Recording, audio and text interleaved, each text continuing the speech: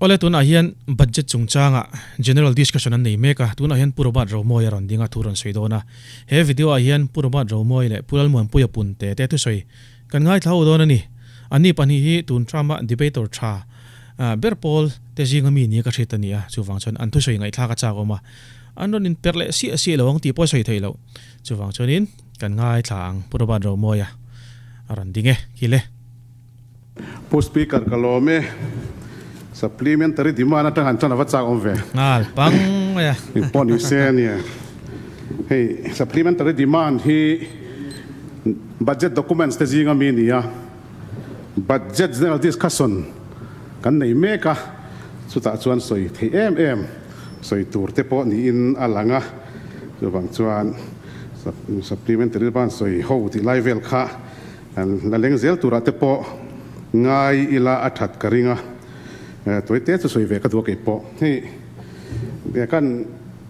ฟิล์มถูนั่นเดียวกันมังนากันสวยซุ่มเตียงเก็บปอ supplementary demand จุงจ้างอาเฮียนกันริงเตะโปรเวกครบไหมอ่ะsupplementary demand ที่กุมินสุกุมดังระวังตะกินโลนบูอันนี้ริงว่าตัวนี้ซุ่มปลูกบูเฮ้ตัวน่ะกับมาเชี่ยสวยปอขันเชียงอินการิงอ่ะกุมดังอ่ะซุ่มปลูกนะsupplementary demand tam tak awm ngai lova kom danga chuan CSS sum budget session nei nuwa sarkar a hlotin wanga sum mu belte supplementary demand a lut khom thina anwai sing binai department hloting tak ten oma chung awang chuan supplementary demand te kha a thachi kha tam thina ni ten kumina hian supplementary demand hian motor leina tam khop mai kumdang lawang takin motor leina supplementary demand ti chiam kum hi ZPM sarkar kum khat na kan mandan hi ania ataka budget speech atemo public speech atemo kan soi anglo tak hian he sarkar hi akal thina ni ti he supplementary demand na additional sum kan mamo chan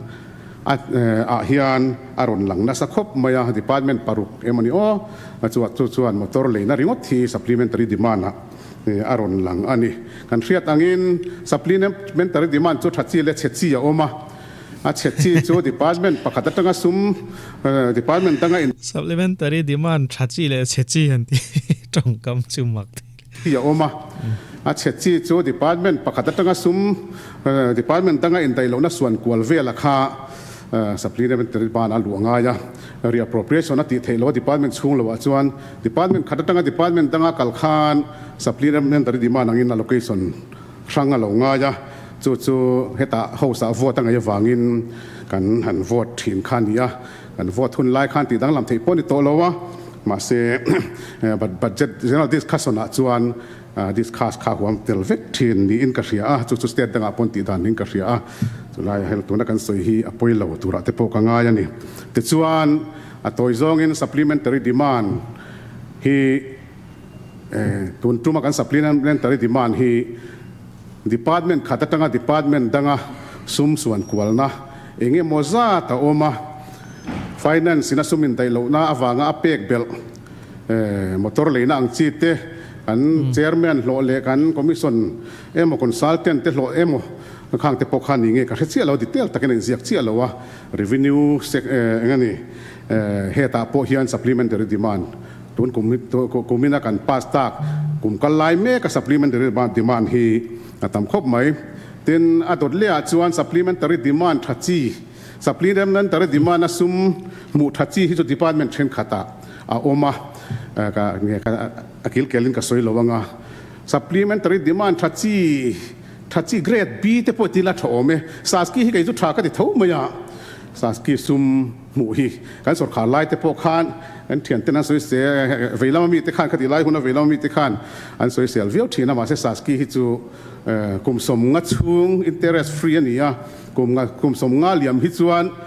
hetiang amount hi chu tlem te khani to don na rul po sarkar kha kan bata alakal sel ni poina harlu tuklawanga ma se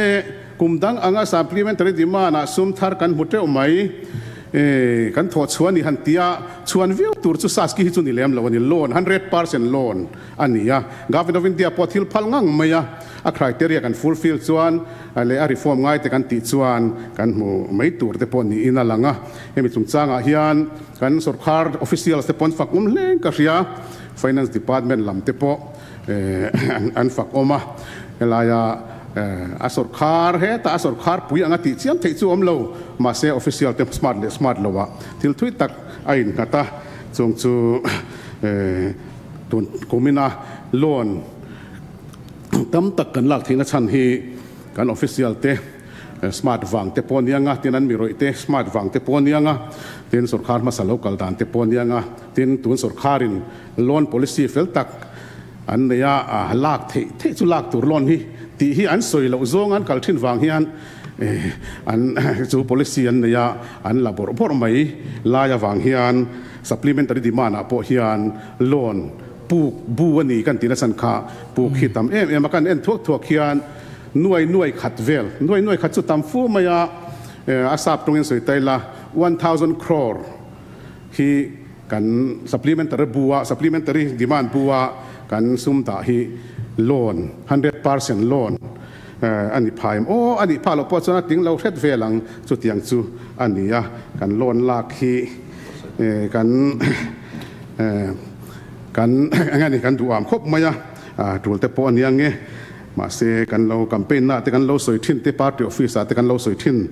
ด่านอังคัดจวนเฮสุรคาร์เฮียกันเราวันนี้ที่จวนติดเชียงอันนี้ทีน appoint นี่น่าจวน budget estimate หันสวยฮีเนี่ย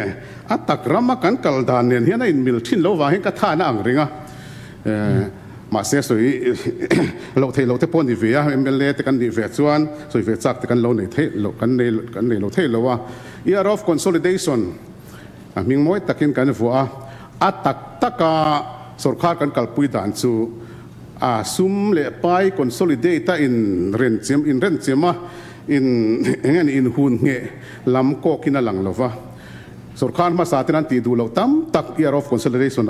คุณสรคาร์เฮียนอัติยากันเทียนเท่านั้นรอนสวยตัวทิ้งสวยเราไม่ละ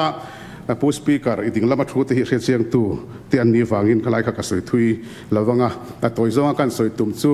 กันที่เราสวยhow you estimateตันนี้ที่ขักกันสวย estimateตันนี้เมียวฟังเฮียนตักรินชินนะแต่พอติดแทงซูตักกันกัลดานตัวระฮีขา estimate ตาเรื่องรุ่งเงตัก commitment เฟลตักในเฮสุรคาร์ที่นี่เราส่วนตักกันกัลดานที่กัน budget estimate เรียกกัน budget estimate ที่นัดตินซงorient ซงเฮียนกันกัลละวังที่เราเล่นกันเสียตินให้ทายทาร์จุงจ้างกันสวยเวียงทายทาร์เลี้ยมมุนเพียทายทาร์มิโซตรงส่วนทายทารินะหัวเราไม่ทีมุนเพียจุงจ้างเตกันบัตเจ็ตไม่ปนนี่เรากัน governor speech เตกัน how to speech เตอัตตกาบัตเจ็ตกันทิลดาดานเตอัตตกินไอ้ทรานส์อัตตกินอัดสังโลวะมุนเพียเชียงตัวเต็นริลรูนานี่ติกันเสียอันนี้กูมาไปจวนมานิฟาติไอโซละตาเมกเต็นโจมนั่นตัวนั้นในเทลวางอินช่วยหัวเตปอฮิกัสเสียกัสเชนัวละนี่สุดที่ยังขบจวนมุนเพียวางเฮียนซุ่มก็ตั้มตะกินอันตัวระที่เมกไลจวนกันลาซีเรียสตอกเราที่เป็นโอ้เตปกติอ่ะจู่ฟังจวนนี่กูมา supplementary demand ที่กันเอ็นเลตจวนมาเลกูมานี่เราสุรคาร์มาสาอินา SDDP อันซุ่มตาคาติคานplanning department ทับโตข้าสุรคารินอาเคนเซียลาเลต้า supplementary demand นังเต็น regularize ชาวนี้ตัวน่าพอเห็นตั้มตักให้กันละมั่งเหล่านี้ก็เขียนไว้ MNF ฝุ่นลายซุ่มตาไวเบลเชซาเลสอมทายทาร์ลีนาตานันติตาก SCDP ปอยสาขาข้างติคานกุมินาฮิยันดิฉันกันเมมเบอร์จะตักไป provide แต่ส่วนอย่างเดียวกันอาซุมข้าวเร่งทวันอีจวนเองติงเงกันเลยเวไม่เหล่าที่ไล่ฮีริลรัวอมากันเบียลละมาแต่พอคนหาสันนัตกเบียลชุงคนทั้งอาจวนนั้นคนตั้มตะอาจวนนั้นจริงแล้วว่าจริงว่าแต่คนจวนนั้นเป็นนักเฟนัสสักข้อปะตัวน่ะมังตักินันอมานีที่ฮีเฮาส์จะตักเลยกันเฮาส์ลีดเดอร์จะตักพอฮีผู้สปีกเกอร์นั่งมาคัลตลังอินกันฟิลดูอันนี้ทิน GSDP formula tharin kan ti kha kan kha tiang kha ngai to chian ngai tak ni in ka hrewe a tunge responsibility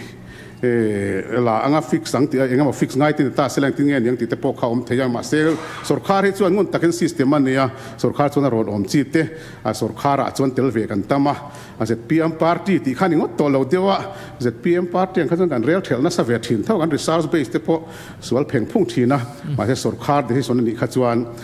mi thiam tak tak te ne nain ron tlanga ti an ni tura te po ngai la so ti mek lai ro chuan implication tam tak an ei theng em o ti te rel ruwa oma he budget chungchanga indicator sang hi soi ve po ka tum lo phani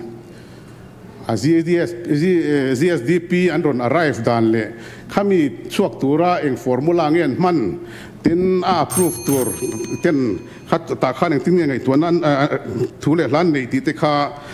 kan ria ka ria chia lo chuan kai kala min la convince sia lo dewa kan len zero ve zel tura te po ngai la tin he budget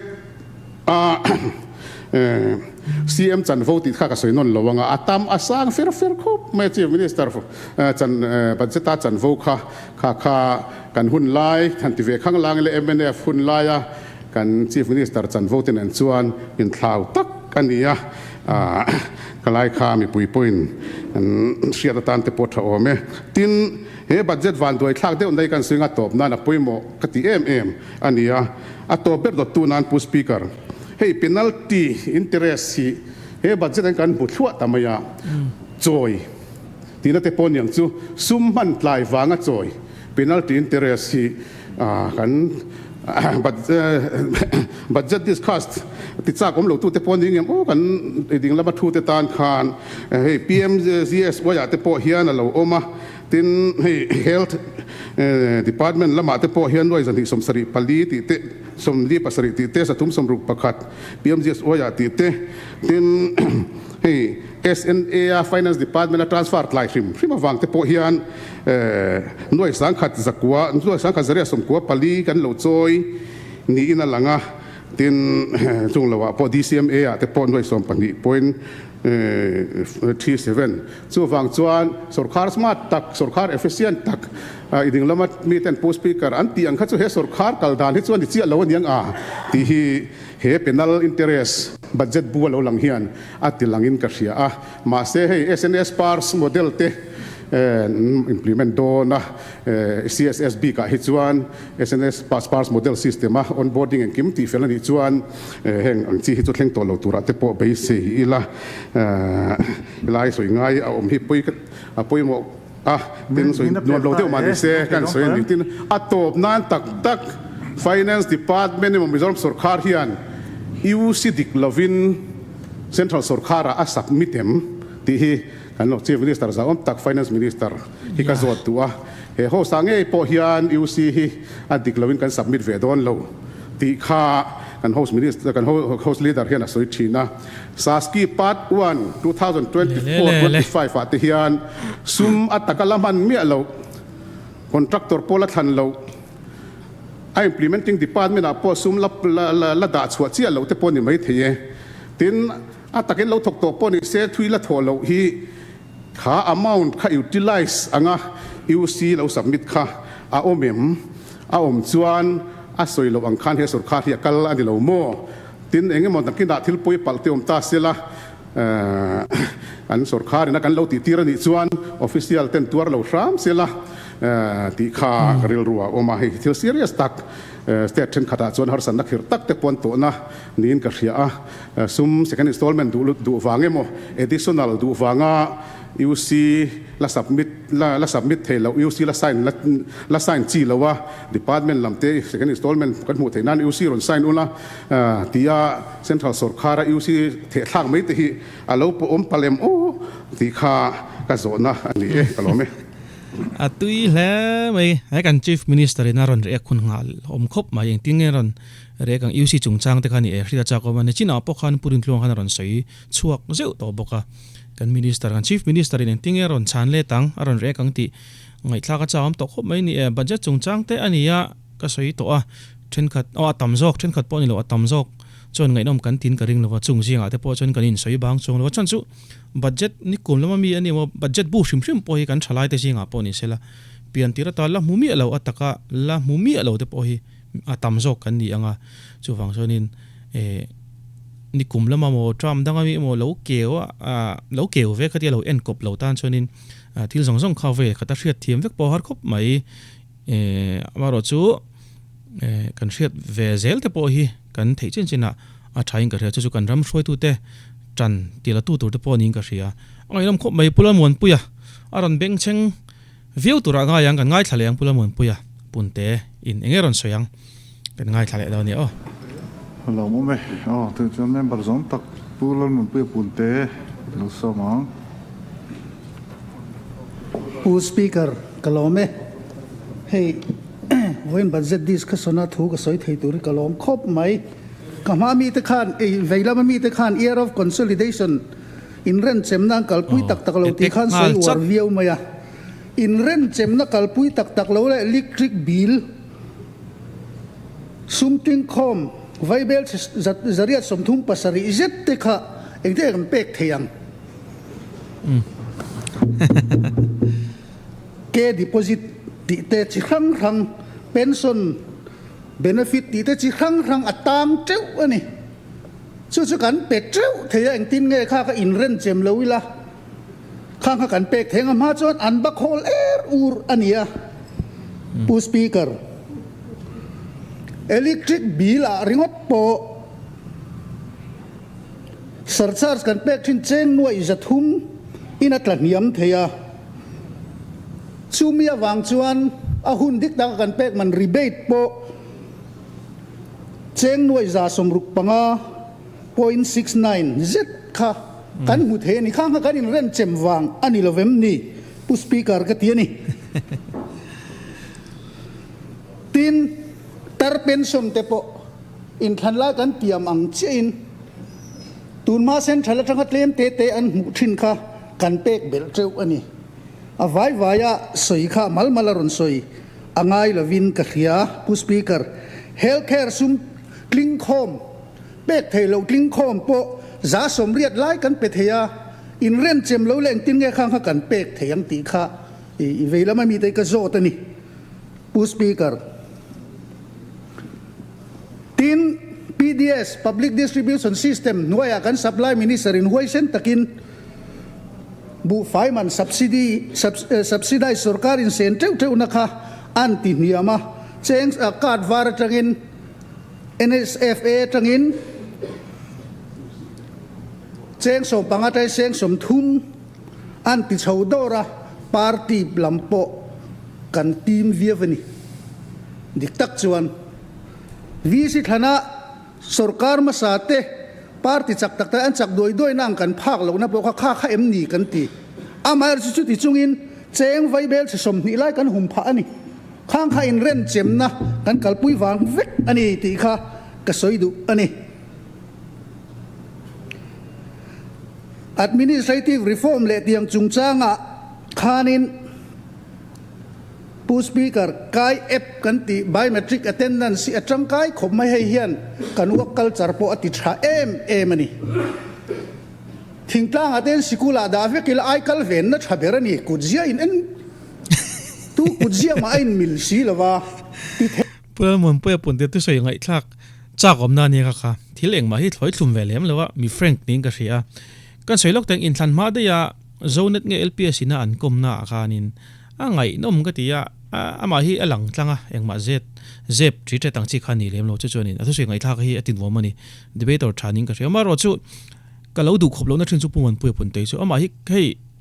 bil pulu tu kan tiang chi emo ato paron khai khom tu ang mai hianin MLA dangte to soi hi aron react chhongar nga thina general discussion ne tu na po hianin budget chungchang kharon soi do na mo ka te ma se traffic tho kan tan chonin angai no ma mu nom pha em mani thoina hei veki lang chuan hei ba ka ai kal ven na tur hi om lo reng sok ani chu wang chuan heng te hi lati kan lati chhozel thei don chuan a thakho bang DI chida ti chungchang kha an ve ang reng viawa pu speaker hand holding scheme noya hey phek nga na number song pathum na khan ni kum top lama Mizoram agriculture marketing bota cheng vai bel che za som kan pek to chu sarkar in athan bi khai thar mun phia so thing ai eng marcha le mizo thar bu hum leinan aman chho tran me kan ya ti ba ka hian heta i bana kai a hian phek som ni na hian vai bel che za thum som nga kan anda thu chiam takin alang ani chu wang chon di ai chi kha budget aporon reflect hle ni ti kha a riat thetin